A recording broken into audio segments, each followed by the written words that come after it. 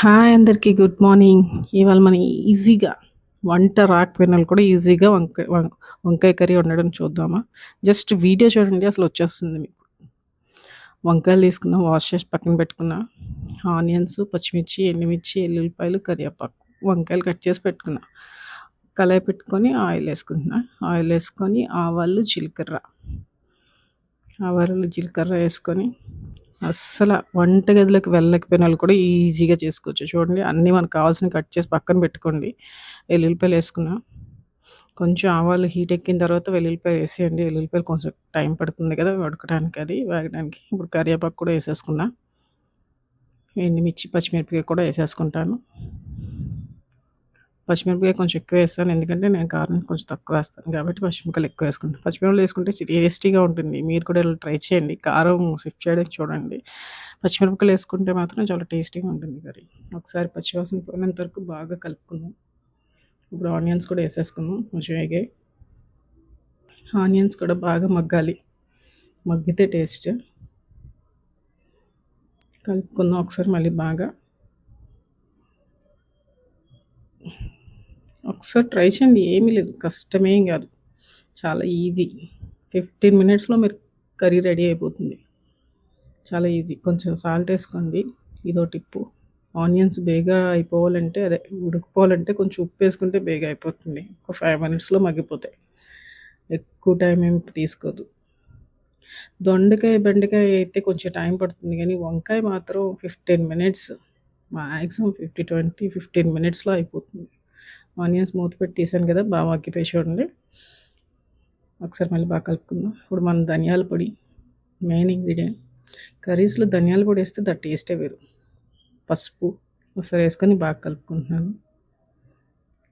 కొంచెం అది డ్రై చేసే వేపాను కానీ దాని చిన్న పచ్చి స్మెల్ ఉంటుంది కదా! దానికోసం ఒకసారి మనం వేపుకోవాలి. వేపుకొని ఒకసారి చాలా ఈజీగా చేసుకోవచ్చు. కష్టమే కాదు. ఒక 2 సెకండ్స్ మూత పెట్టి తీసేద్దాం. చూడండి ఎగిపోయింది కదా! ఆయిల్ పైకొచ్చింది, తేలిపోయింది. ఇప్పుడు మనం వంకాయలు వేసేసుకుందాం. చిన్నవేసుకున్నా పర్వాలేదు కానీ, చిన్నవి కట్ చేస్తే మరీ పేస్ట్ అయిపోతుంది. కొంచెం పెద్ద వంకాయలు కోసుకున్నారనుకోండి, కర్రీ కనిపిస్తుంది. అంటే వంకాయ కాదా అని తెలుస్తుంది. లేదంటే చిన్నగా కట్ చేశాననుకోండి అంతా పేస్ట్ అయిపోతుంది. వంకాయ 5 మినిట్స్‌లో ఉడికిపోతుంది. పెద్ద కష్టమేమి ఉండదు. వంకాయ లేతగా ఉండాలి గానీ 5-8 మినిట్స్‌లో కుక్ అయిపోతుంది. ఒకసారి మళ్ళీ పోపంతా పైకి కలుపుకుందాం.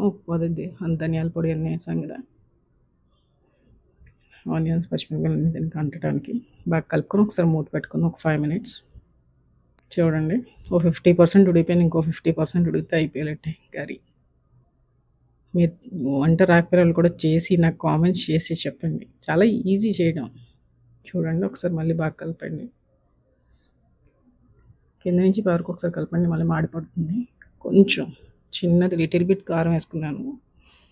వేసుకుంటే వేసుకోవచ్చు, లేదంటే మనం పచ్చిమిరపకాయలు వేసాం కదా! ఇది గరం మసాలా. ఇంట్లో తయారు చేసుకునే గరం మసాలా. వేస్తే కొంచెం స్పైసీ బావుంటుంది అందుకని. ఒకసారి మళ్ళీ బాగా కలుపుకొని మరి ఎక్కువ కలపవద్దు. వంకాయ పేస్ట్ అయిపోతుంది. అది భయం. కలపకూడదు ఎక్కువ వంకాయని. మరి పేస్ట్ ముద్దలా అయిపోతుంది. కొంచెం పెద్ద వంకాయలే కట్ చేసుకోండి. పెద్ద ముక్కలే కట్ చేసుకోండి. లేదంటే పేస్ట్ అయిపోతుంది అందుకని. అయిపోయింది చూడండి. ఆయిల్ అంతా పైకి తేలిపోయింది. ఈజీ వంకాయ కర్రీ. వంకాయ పచ్చడి కూడా చాలా ఈజీ. మరి ఎక్కువ గట్టిగా కలపొద్దు, పేస్ట్ అయిపోద్దని చెప్తాం కదా! జస్ట్ మామూలుగా కలిపేసి కొత్తిమీర వేసుకొని మూతేసుకొని ఆపేసుకోవడమే. ఇంకేం లేదు అయిపోయింది. గుత్తి వంకాయ కూడా చాలా ఈజీగా అయిపోతుంది. అన్ని వెజిటేబుల్స్ కంటే ఈ వెజిటేబుల్ బేగా కుక్ అయిపోతుంది. అందుకే ఈజీగా వండేసుకోవచ్చు కూడా. వేడి వేడి అన్నంలో వంకాయ కూర. మీరు కూడా ట్రై చేసి నాకు కామెంట్స్‌లో చెప్పండి. మీకు వంకాయలో ఏ కర్రీ అంటే ఇష్టం? ఫ్రైయా? పచ్చడా? కూర? బంగాళదుంప వంకాయ బావుంటుంది. పచ్చి బఠానీ వంకాయ, బంగాళదుంప బావుంటుంది. చాలా ఉంటాయి వంకాయల్లో చాలా డిఫరెంట్. మన తెలుగు వాళ్ళకి వంకాయ అంటే ఇష్టం కదా! Thank you so much. మీరు కామెంట్స్ చేసి నాకు చెప్పండి ఎలా వచ్చిందో. నాకైతే